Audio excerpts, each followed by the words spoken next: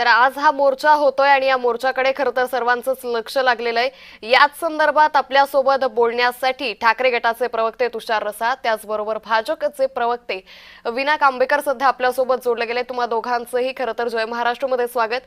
आज संपूर्ण महाराष्ट्राचं लक्ष लागलंय ते या मोर्चाकडे, कारण सातत्याने गेल्या काही दिवसांपासून ठाकरे बंधू एकत्र येण्याच्या चर्चा सुरू आहे आणि त्यातच हा मोर्चा होतोय। मी सगळ्यात पहिले जाते, ठाकरे गटाचे प्रवक्ते तुषार सर आपल्यासोबत जोडले गेलेत। तुषारजी, हा मोर्चा किती महत्त्वाचा आहे आणि एकंदरीतच ठाकरे बंधू आगामी निवडणुकांसाठी एक एक पाऊल पुढे जात आहेत का युती संदर्भात, असं तुम्हाला वाटतं का? नक्कीच जनसामान्यांमध्ये एकच आहे की दोन्ही ठाकरे बंधूंनी एकत्र यावं आणि त्याकडे हे एक पाऊल पुढे जात आहे असं आम्हाला नक्कीच वाटतंय। शिवसेना असो, शिवसैनिक असो किंवा महाराष्ट्र सैनिक असो, प्रत्येकाच्या मनात आज जर तुम्ही बघाल तर उत्साह वाढलेला आहे आणि एकत्र काम करायला त्यांनी सुरुवात केलेली आहे। दोन्ही पक्षाच्या कार्यकर्ते आता एकत्रितरित्या काम करत आहे। आणि विषय जर आजच्या मोर्चाचा बोलत आहात तर तुम्ही पाहिलं की मागची लोकसभा इलेक्शन जेव्हा संपलं आणि विधानसभेचं इलेक्शन लागणार त्या आधी काही याद्या प्रदर्शित केल्या गेल्या आणि त्या याद्यांमध्ये असणारा जो घोळ आहे तो आम्ही निवडणूक आयोगाच्या समोर नेऊन ठेवला होता आणि आम्ही ऑब्जेक्शन देखील घेतलं होतं। त्या ऑब्जेक्शनवर कुठल्याही प्रकारची कारवाई करण्यात आली नाही। त्याशिवाय आमचे जे ऍप्लिकेशन होते, आमचे जे अर्ज होते, त्याला केराची टोपली दाखवण्याचं काम हे इलेक्शन कमिशननी केलेलं आहे। आता आज जो आम्ही मोर्चा काढत आहोत, हा आम्ही मोर्चा आज जर तुम्ही पाहिलं, लोकशाहीतला सर्वात मोठा सण म्हणजे निवडणूक आणि निवडणूक घेत असताना त्यामध्ये ज्या काही याद्या आहेत त्या सदोष असल्या पाहिजे। आज आमचा प्रश्न एवढाच आहे की निवडणूक घेत असताना याद्यांमध्ये घोळ आहे का, आणि जर घोळ असेल तर निवडणूक घेणं योग्य आहे का? आज आम्ही जो मोर्चा काढत आहोत तो आम्ही स्वायत्त संस्थेच्या विरोधात काढत आहोत, पण कदाचित भाजपने या स्वायत्त संस्थेची स्वायत्ता टिकून ठेवलेली नाही किंवा त्यांची स्वायत्ता काढून घेतलेली आहे। आणि ही स्वायत्त संस्था आज तुम्ही पाहत असाल तर भाजप किंवा सत्ताधारी जे आहेत त्यांच्या घर गडी म्हणून काम करताना तुम्हाला दिसत असते। आज त्यांनी जो मुक मोर्चा काढलेला आहे, हा मुक मोर्चा नसून एक प्रकारे ते असं दर्शवित आहेत की आज सगळे पक्ष विरोधात जर जात आहेत, आम्ही तरी त्यांची बाजू घेतली पाहिजे आणि ही बाजू घेण्याचं काम आज तुम्ही पाहतायत तर बीजेपी पूर्णपणे करत आहे। निश्चित। तुषारजी, याच संदर्भात आपल्यासोबत विनायक आंबेकर देखील जोडले गेलेत। विनायकजी, आपण पाहतोय की सातत्यानं विरोधकांकडून असा आरोप केला जातो की आम्ही निवडणूक आयोगाच्या कामकाजावर प्रश्नचिन्ह उपस्थित करतो, पण भाजप का उत्तर देतं, या सगळ्याकडे तुम्ही कसं पाहता? आम्ही त्यांच्या आरोपांना उत्तर बिलकुल देत नाही। त्यांचा जो एक कुटील डाव आहे की निवडणूक आयोगावरती जनतेच्या मनामध्ये संभ्रम निर्माण करायचा, तो संभ्रम दूर करण्यासाठी आम्ही प्रयत्न करतो। निवडणूक आयोग त्यांना विविध पद्धतीने उत्तर देईल। ते निवडणूक आयोग ही स्वायत्त संस्था आहे, आमचा आणि त्यांचा काही संबंध नाही। परंतु भाजपच्या संस्कृतीमध्ये मला बोलू द्या, आपण आपले आरोप करून झाले, आपण घरगडी म्हणून झालं, आपण भांडी घासून झाली, आपल्या युतीबद्दल बोललात, आता मला बोलू द्या साहेब। तर बेसिकली एक लक्षात ठेवा, यांचे जे एक अप्रोच आहे की आम्ही म्हणू तेच खरं, हा लोकशाहीमध्ये न चालणारा अप्रोच आहे। ज्या सगळ्या त्यांच्या शंका आहेत त्याला निवडणूक आयोग नक्की उत्तर देईल। याचा अर्थ त्यांनी घरगडी, वोट चोरी, ईव्हीएम वरती शंका, अशा सगळ्या जे काही आरोप करतात त्यात काही तथ्य नाही। त्याची विविध प्रोसिजर आहे, ती रिप्रेझेंटेटिव्ह ऑफ पीपल्स ऍक्ट नुसार केलेली प्रोसिजर आहे। निवडणूक आयोगाचे एसओपीज आहेत, त्यांनी वाचाव्या, मी स्वतः वाचलाय 10 वेळेला।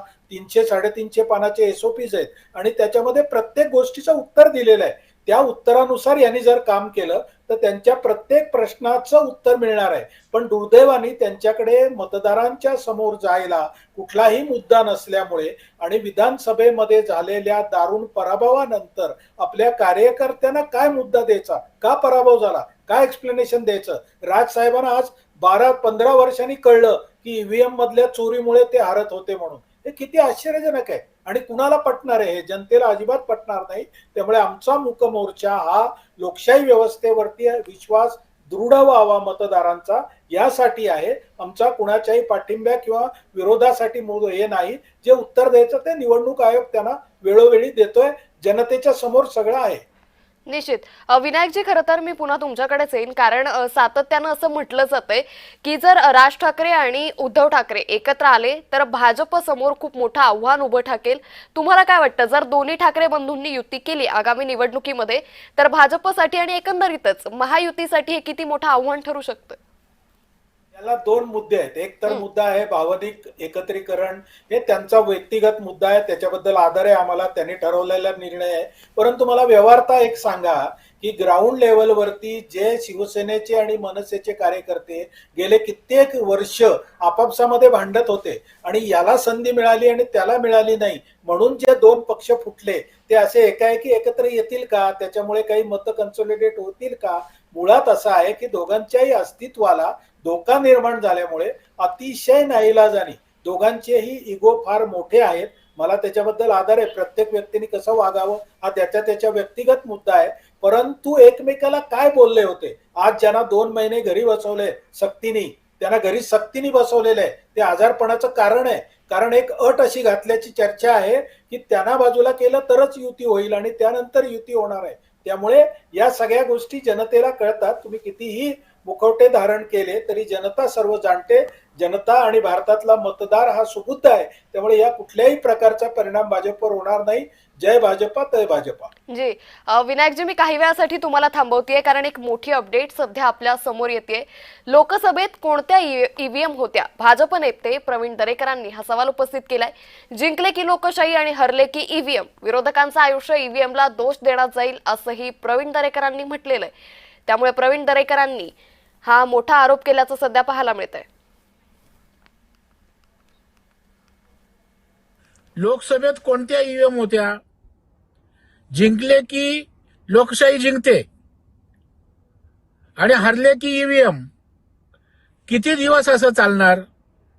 मला वाटतं थोडं तरी आत्मपरीक्षण करा, नाहीतर असेच त्या ठिकाणी हरत राहाल आणि संपूर्ण आयुष्य हे ईव्हीएमला दोष देण्यात जाईल.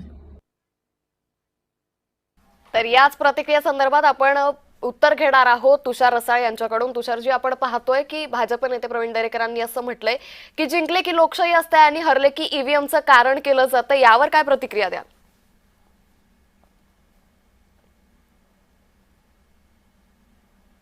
हे जे वोटिंग लिस्ट आहे याच्यामध्ये जे चुकीच्या पद्धतीने नावं टाकली गेलेली आहेत आणि घोळ आहे याच्यावर आम्ही बोलतोय. आता दिशाभूल करायचं काम स्वतः भाजपचे कार्यकर्तेच करत आहेत. ईव्हीएम वरती जेव्हा आम्हाला बोलायचं तेव्हा आम्ही नक्कीच बोलू. आज आमचं जे काय आंदोलन किंवा आमचा जो काय मोर्चा आहे तो फक्त आणि फक्त निवडणूक याद्या ज्या आहेत, निवडणुकीसाठी वापरल्या जाणाऱ्या मतदार याद्या ज्या आहेत त्याच्यामध्ये जो घोळ आहे, त्याच्यामध्ये जो दुबार नाव आहेत त्याच्या विरोधात आहे. आता मगाशी साहेब बोलत होते की दोन्ही बंधू एकत्र आल्याने काही फरक पडणार नाही, नाईलाज आहे. सर्वप्रथम मी तुम्हाला सांगू इच्छितो, दोन बंधू एकत्र आल्यामुळे भाजपची झोप उडालेली आहे. आज म्हणजे तुम्ही जर काही दिवसापूर्वी पाहिलं तर महाराष्ट्रामध्ये 1 करोड सदस्य नोंदणी हा खूप मोठ्या प्रमाणात असं त्याचं ऍडव्हर्टायझिंग केलं गेलं. अहो, तुमच्याकडे जर 1 करोड सदस्य नोंदणी होते तर तुम्हाला दुसऱ्यांची मुलं मांडीवर घ्यायची गरज काय असते हे भाजपाने सांगावं. आज आमचे जुने मित्र आहेत भाजपवाले, जे आम्ही खूप वर्ष एकत्र काम केलेलं आहे, जुने जी मित्र आहेत ज्यांनी आयुष्यभर भाजपसाठी बॅनर लावलेले आहेत, भाजपचे नेते आले का त्यांच्या सतरंज्या उचललेल्या आहेत, त्यांच्या मनामध्ये आता जे नवीन लोक, आज जर तुम्ही भाजप पाहतायत तर जुन्या लोकांच्या संधी काढून घेतलेली आहे. इकडच्या तिकडच्या पक्षातनं आलेली लोक, भाजप हा आता पक्ष राहिलेला नसून इकडनं तिकडनं आयात केलेली, मांडीवर घेतलेली दुसऱ्यांची मुलं आणि त्या मुलांचा हा संघ आहे, असं आमचं म्हणणं आहे. तुषारजी, याच संदर्भात आपण विनायक आंबेकर आपल्यासोबत जोडलेले आहेत. विनायकजी, तुषार सरांचं असं म्हणणं आहे की भाजप आता पक्ष राहिलेला नाही तर आयारामांचा पक्ष झालाय, यावर काय बोलाल? भाजप हा आता पक्ष राहिलेला नाही, तो एक जगातला सगळ्यात मोठा राजकीय पक्ष झालेला आहे आणि भाजपला स्वतःच हित कळतं म्हणून गेले 11 वर्ष भाजप जो 2 सदस्यांवरती गेला होता तिथपासून तो गेली 11 वर्ष देशामध्ये राज्य करतोय आणि देशातल्या सर्व राज्यांमध्ये भाजपचं अस्तित्व वाढलेलं आहे. भाजपची जी सभासद संख्या आहे ती तुम्ही कितीही हसा, परंतु भाजपचा सभासद संख्या ही आज जगामध्ये लोकशाही पक्षामधली जगातली 1 नंबरची सदस्य संख्या आहे आणि त्याचा आम्हाला अभिमान आहे. भाजपमध्ये कोण यावं कोण नाही यावं हा भाजपचा अंतर्गत प्रश्न आहे. जसं मागाशी मी म्हटलं की शिवसेना आणि मनसे हे बाहेर आधी का फुटले होते आणि नंतर त्यांनी एकत्र का यावं हा त्यांचा अंतर्गत प्रश्न आहे. आम्ही त्याच्यावर अजिबात टीका करत नाही. आम्ही फक्त एवढंच म्हणतो की भाजप अजिबात घाबरण्याचं कारणच नाही, कारण ज्यांचा जनाधार संपत चालला त्यांना घाबरायचं काय कारण आहे. आमचा जनाधार तर वाढतोय, हे प्रत्येक इलेक्शन मध्ये सिद्ध झालंय. आता त्याला हे काय म्हणणार, ईव्हीएम.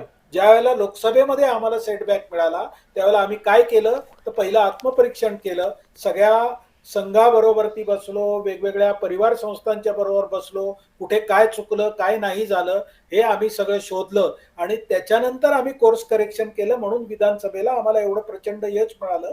यांनी जर तेच करणं अपेक्षित होतं लोकशाहीमध्ये, परंतु हे सोडून दुसऱ्यावरती गाणेरडी टीका करणं, अश्लाघ्य शब्द वापरणं, अशा पद्धतीचं काम गेले कित्येक दिवस हे करतायत. मगाशी दरेकर साहेबांनी अतिशय स्पष्ट सांगितलं की तुम्ही आत्मपरीक्षण करा ना, बाकी जाऊ दे, तुम्ही दुसऱ्याला नावं ठेवू नका. कोण कुणाच्या मांडीवर बसलं आणि काय झालं अशा गोष्टींना काही अर्थ नसतो. मतदार राजा हा सुज्ञ आहे. लोकशाहीमधला एकमेव तो आपला गुरु आहे, तोच आपला ईश्वर आहे. त्याची प्रार्थना करा, भाजपला नाव ठेवण्यात वेळ घालवू नका. जी मी तुषारजी यांच्याकडे येते. तुषारजी, आपण काहीतरी बोलत होतात, आपलं पूर्ण करा. बोला. दरेकर कुठल्या पक्षात आले, दरेकर तुमच्या पक्षात नसताना त्यांच्यावरती किती आरोप केले गेले तुमच्याकडनं. तुमच्याकडे आल्यानंतर वॉशिंग मशीन मधनं धुतले गेले आणि आज तुम्ही त्यांचं ऐकताय.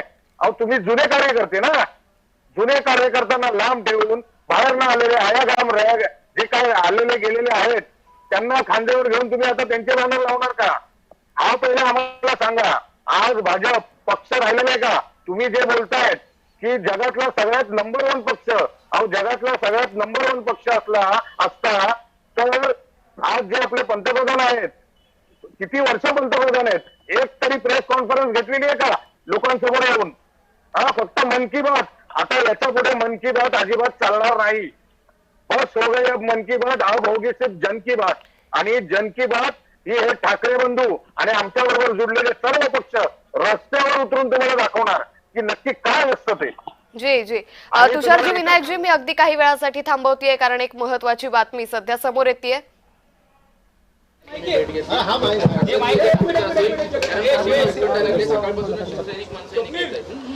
मला असं वाटतं की महाराष्ट्राच्या इतिहासातील हा एक वेगळा मोर्चा आहे.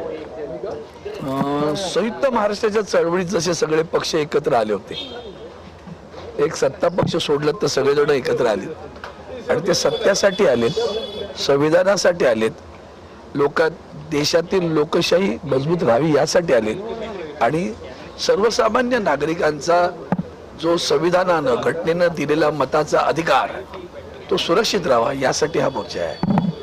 सर आज बड़े तादाद में जो है लोग मोर्चा के लिए सामने आए हैं. वोटर लिस्ट की यादी के ऊपर से आप प्रोटेस्ट करने वाले. आप जानते हो कि पूरे देश में ये माहौल है अभी आज, और उस माहौल को लेकर महाराष्ट्र में आज ऐतिहासिक रैली होगी. ऐतिहासिक इसलिए कि संयुक्त महाराष्ट्र के आंदोलन में जैसे सारे पक्ष सारी पार्टियां अपना झंडा भूलकर एक महाराष्ट्र के लिए इकट्ठी हुई, इस तरह सारी पार्टियां सत्ता पक्ष छोड़कर जो गलत काम करता रहता है, तो संविधान ने जो हमें अधिकार दिया है वो मतदान का अधिकार दिया, उसको सुरक्षित करने के लिए, संविधान की सुरक्षा करने के लिए, बोगस वोटर्स के नाम यहाँ उसमें से निकालने के लिए, सभी लोग देश की जनतंत्र को मजबूत करने के लिए, आज सत्य की आराधना करने के लिए ये रैली हो रही है. उस रैली में सभी पार्टियां आई है. बहुत बड़ी मात्रा में हमारे मोर्चा में रैली में शामिल होने के लिए लोग आए हैं. तर खासदार अरविंद सावंत होते. यानंतर एक मोठी अपडेट. विरोधकांचा सत्याचा मोर्चा आहे, तर भाजपचं मूक आंदोलन एका बाजूला छेडण्यात आलेलं आहे. विरोधकांच्या मतचोरीच्या आंदोलनाला भाजप प्रत्युत्तर देणार आहे. तर दक्षिण मुंबईतील बाबुलनाथ मंदिर या ठिकाणी हे आंदोलन केलं जातंय. तर ही दृश्य सध्या आपल्या समोर येत आहे। मुंबई अध्यक्ष अमित साटम, मंत्री मंगलप्रभात लोढा या मोर्चासाठी उपस्थित असणार आहेत। तर विरोधकांचा एकीकडे सत्याचा मोर्चा आहे तर दुसरीकडे भाजपनं मूक आंदोलन पुकारलेलं आहे। विरोधकांच्या या मतचोरीच्या आंदोलनाला भाजपकडून प्रत्युत्तर देण्यात आले।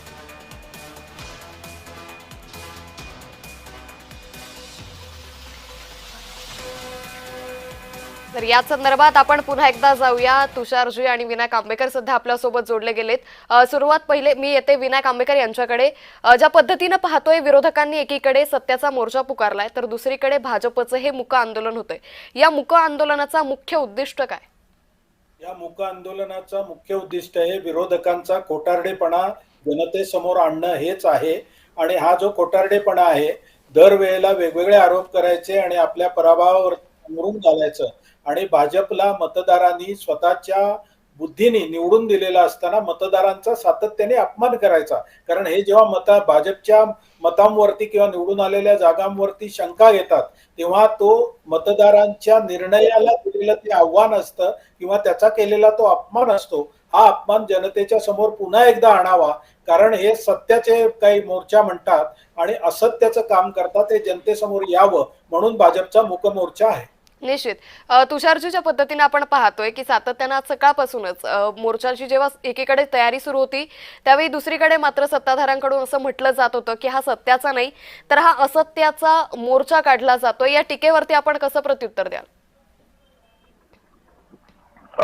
सर्वप्रथम एकच सांगू इच्छितो, आम्ही मतदार याद्यांमध्ये काय घोळ आहे हे दाखवण्याचा आम्ही प्रयत्न करत आहोत आणि आमचं जे आंदोलन आहे हे निवडणूक आयोगाच्या विरोधात आहे।